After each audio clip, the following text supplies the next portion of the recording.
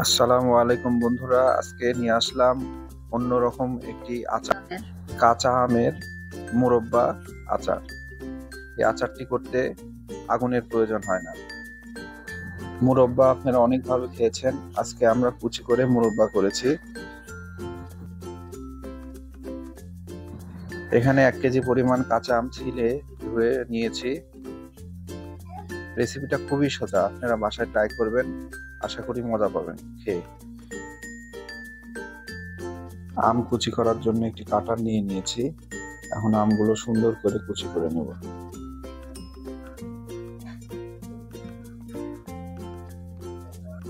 যারা আমার চ্যানেলকে সাবস্ক্রাইব করেছেন তাদেরকে অসংখ্য ধন্যবাদ, আর যারা এখনো সাবস্ক্রাইব করেননি তারা সাবস্ক্রাইব করে আমার পাশে থাকবেন।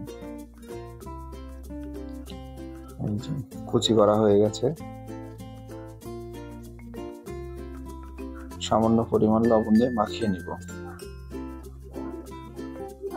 ভালো করে লবণটা সব দিকে জায়গায় নিয়ে নিব।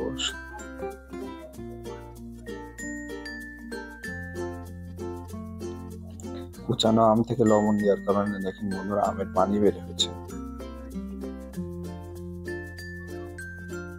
নরম কাপড়ের সাহায্যে পানিটা ছেঁকে নেব। পানিটা সুন্দর করে ছেঁকে নিতে হবে। ভিডিওটা কেটে দেখবেন না, ফুল দেখবেন, তাহলে রেসিপিটা ভালো করে শিখতে পারবেন। এইভাবে পানিটা ছেঁকে নেবেন। দেখুন সুন্দর করে ছেঁকে নিয়েছি।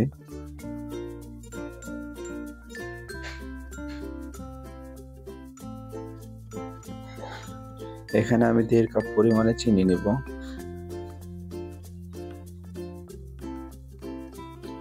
ভালো করে নেড়ে চেড়ে চিনিটা মাখিয়ে নেব।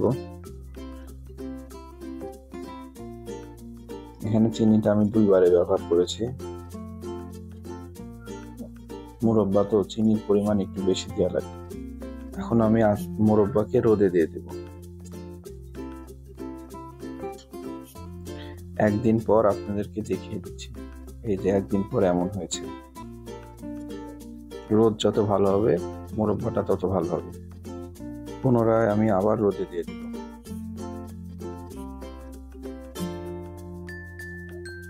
3 দিন পর যখন বন্ধুরা হয়ে গেছে, একবারে মুরব্বার মতনই হয়েছে, খেতেও মুরব্বার মতনই লাগে।